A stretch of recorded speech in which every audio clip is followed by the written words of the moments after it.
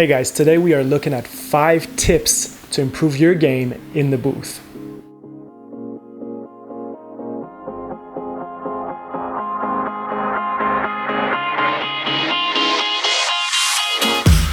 Welcome back YouTube, JT here for delicatebeats.com. Today I want to give my rapper and singer subscribers a few tips on how to improve their game in the studio.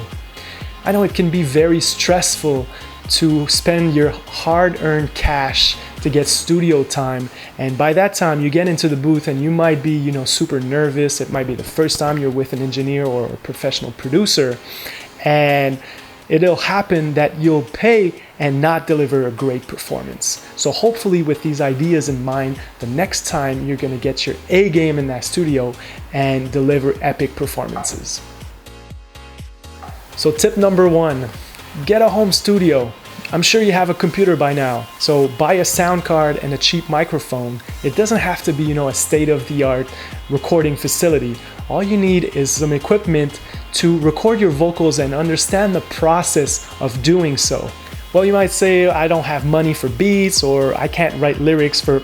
That's no excuse. There are thousands of producers out there hustling their beats for free. Just sign up to their newsletter and download the free beats. And if you can't write lyrics, well, do a cover song. Tip number 2, learn how to edit those vocals. Again, we're not talking about you becoming an engineer or a producer, but it's very important for you to understand what goes on with recording vocals for a full song.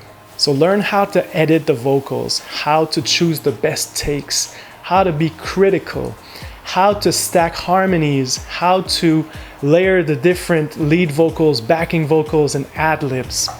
Also, it doesn't hurt to understand a bit of the mixing process. So how to EQ your vocals to make them shine, how to apply reverb, delay, and effects such as distortion to make your vocals unique, to make your performance sound as good as it possibly can.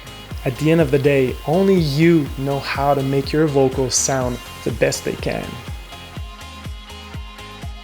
Tip number 3, develop a repertoire of signature melodies, ad-libs, and runs.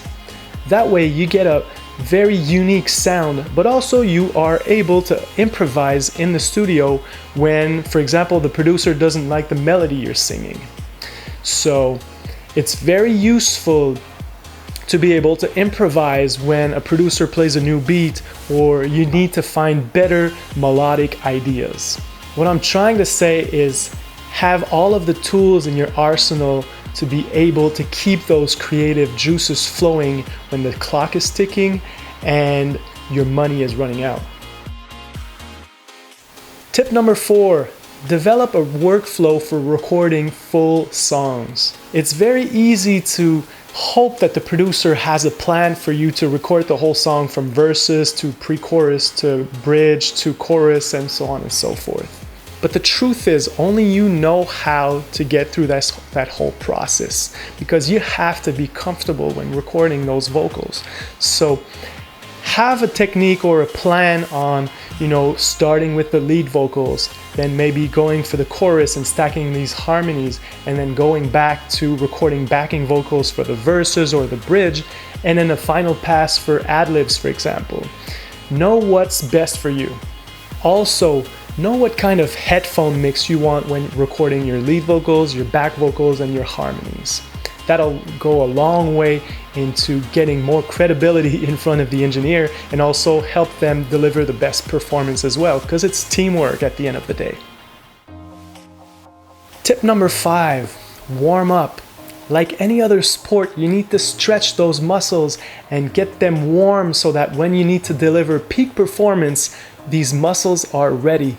Vocal cords, muscles. Also, it doesn't hurt to, talk with the producer a bit beforehand, maybe listen to a few reference songs.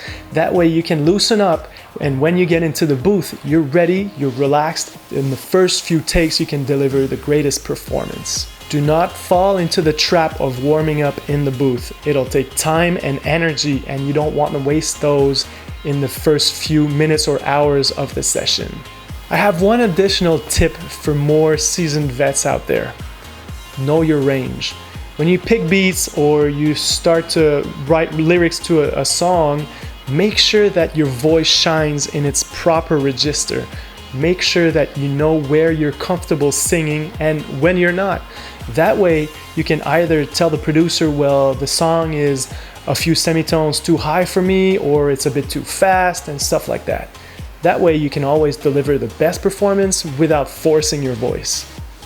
Thank you for watching. I hope these little tips are helpful to you.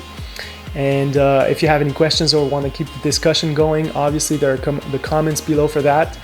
And don't forget to subscribe, watch my other videos, and thank you for watching. Peace.